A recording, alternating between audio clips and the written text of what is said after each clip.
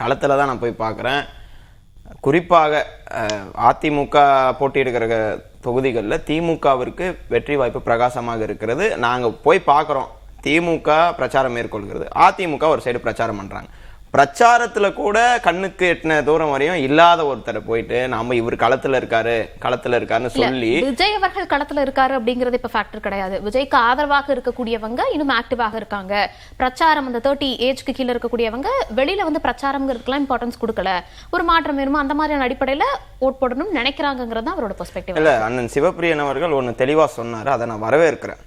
ஓட்டு போட கூட தகுதி இல்லாத 18 வயசுக்கு கீழே இருக்கக்கூடிய நபர்கள்லாம் விஜய் பின்னாடி போறாங்க.